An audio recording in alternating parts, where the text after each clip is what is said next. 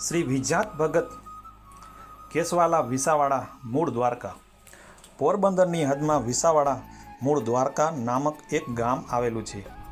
આ ગામમાં ધાર્મિક દૃષ્ટિએ ઘણું મહત્વનું છે. કહેવાય છે કે જૂના જમાનામાં હિન્દુસ્તાનના દરેક રાજ્યોમાંથી યાત્રાઓ આવતા સંઘોને આ ગામના ભક્તજનોને રોકીને ખાવા પીવાની, રોકાવાની તેમજ વિસામો લેવાની તમામ સગવડો આપતા તથા તે સંઘોની તથા સાધુ સંતોને રસાલાઓની આત્મમનની હૃદયથી તથા મનના ભાવથી જે આગતા સ્વાગત કરતા. તેથી આ ગામનું નામ વિસાવાડું પડેલું છે તેમ જણાય છે.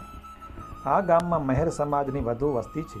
મહેર જ્ઞાતિ જેમ શૂરવીરતામાં, બહાદુરીમાં, બલિદાનોમાં, શૌર્યતામાં પકાયેલી છે, તેજવી રીતે ઈમાનદારીમાં પણ ધર્મમાં, નિખાલસતામાં તેમજ પરોપકાર, મહેરબાનીની તથા હૃદય ભાવનામાં પકાયેલી કોમ છે.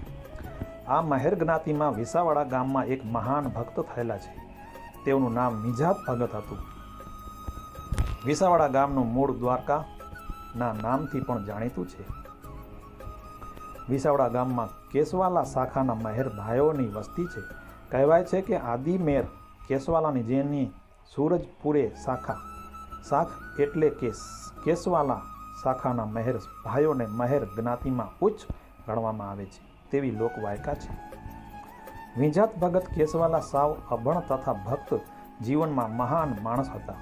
કૃષ્ણ પરમાત્માના રટણ સિવાય તેમના મનમાં, આત્મામાં કોઈ રંજ હતો. વિજાત ભગત દરરોજ સવારે વિસાવાડાના ગામથી પોતાની ઘોડી ઉપર સવાર થઈ પોતાની ટેક હતી કે દ્વારકાના કૃષ્ણ પરમાત્માના મંદિરની ધજાના દર્શન કરીને પ્રસન્ન કરવું. તેથી તેઓ કુરુંગા ગામ સુધી જતા અને ત્યાંથી જગત મંદિર દ્વારકાની ધજાના દર્શન કરી પાછા વળતા.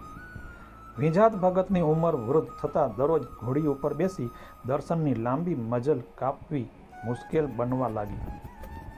વિજાત ભગતે ગમે તેવા મુશ્કેલી ભર્યા સંજોગો આવે તો પણ કદી આ દર્શનાર્થી નિયમ તોડેલો નહીં. કોઈ પણ નિયમ કે ટેક લેવી મનોમન સહેલી છે, તેટલી જ તે હંમેશાને માટે પાળવી મુશ્કેલ છે. ભગવાન આવા સાચા ભક્તોની કસોટી છેવટ સુધી કરે છે તથા ભક્તની લાજ રાખવા માટે કટોકટીના સમયે સામણો હાજરા હાજર રહે છે. એક દિવસ વિજાત ભગત તેમની ઘોડી ઉપર બેસીને દ્વારકાના કાળિયા ઠાકોરના દર્શનાર્થે રવાના થાય છે. સૂર્યનારાયણ તેમના સપ્તરંગી કિરણો ચારે દિશામાં પ્રસરાવી રહેલ છે. ત્યારે રસ્તામાં એક બ્રાહ્મણ આડા ફરીને તેમની ઘોડીને લગામ પકડી રાખીને કહે છે કે વિજાત ભગત, તમે મારી વાત માનો તો આજે તમે અહીંથી પાછા ઘેર ચાલ્યા જાઓ. વિજાત ભગત કહે છે, મહારાજ, મારાથી મારા શામળાજીની ધજાના દર્શન કર્યા વગર ઘેર પાછું ફરાય નહીં. બ્રાહ્મણ દેવ કહે છે, વિજાત ભગત, તમે તમારી ખોટી હઠ છોડી દો અને મહેરબાની કરીને પાછા વળો. હું આ તમારા ભલાની વાત કરું છું. તમને લૂંટી લેવા તથા તમારી આ તેજદારી ઘોડીને પડાવી લેવા માટે કાબા સરદારોની ટોળી ઓડા બાંધીને આગળ બેઠી છે. જો તમે જાશો તો સારાવારા થશે. નહીં. વિજાત ભગત બોલ્યા, મહારાજ, તમે મારા લાભની વાત કરી તે સાચી, પણ મારું જે નિયમ છે તે કેમ મુકાય? લૂંટારાની બીકે હું મારી નિત્ય નિયમ તોડી નાખું? મહારાજ, જે થવું હોય તે ભલે થાય. કાળીયો ઠાકર લાજ રાખે. મહારાજ, મારી ઘોડીની લગામ મૂકી દો. જે ભક્તિમાં મરવાથી બીએ તે પ્રભુનું પદ પામવાનું લાયક જ ન ગણાય. ભક્તિ છે વીરની સાચી, લીધા પછી ન મળે. પોતાની ઘોડીને પગને એડીએ મારી ચાલતી કરે છે. મહારાજ, લ્યો હવે પગે લાગું છું. બોલ્યું ચાલ્યું, માફ કરજો. ત્યાં તો ઈશ્વરીય તેજુ ગણું ચમત્કાર સર્જાયો. અને મહારાજ કહે છે, વિજાત ભગત, એમ જવાશે કેમ? હવે તો તમે મને મૂકશો, પણ હું તમને કદી મૂકીશ નહીં.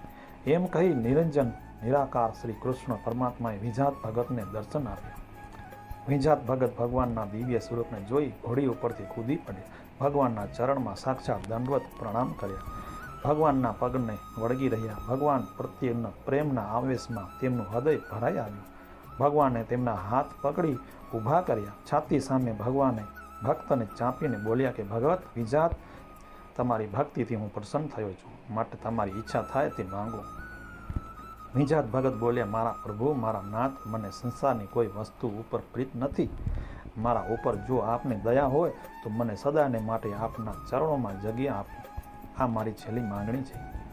ભગવાન વિજાત ભગતની ત્યાગ વૃત્તિ જોઈ બોલ્યા, તથાસ્તુ. ત્યારબાદ કૃષ્ણ પરમાત્માની પરમ દયાથી તથા દરરોજ તેમના દર્શન કરવા માટે વિજાત ભગત વિશુદ્ધ ભાવથી પોતાનું જીવન ગુજારવા લાગે તથા મનોમન નિયમ લીધેલું કે જ્યાં સુધી કૃષ્ણ પરમાત્માનું મંદિર ન ચણાય સુધી અન્ન ખાવું નહીં તેવી અઘરી ટેવ લીધી. 12 વર્ષ સુધી વિજાત ભગતે દૂધ ઉપર પોતાનું શરીર ટકાવી રાખ્યું તથા વિક્રમ સંવત 1262માં ઈસવીસન 1206માં ભગવાન ભક્ત ઉપર થઈ વિસાવાડા પધાર્યા તથા વિજાત ભગતની વિસાવાડાના મંદિરમાં મુકાયેલી પ્રતિમાની નીચે સંવત 1262માં આ મંદિરો બંધાવવાનો ઉલ્લેખ આપવામાં આવે છે.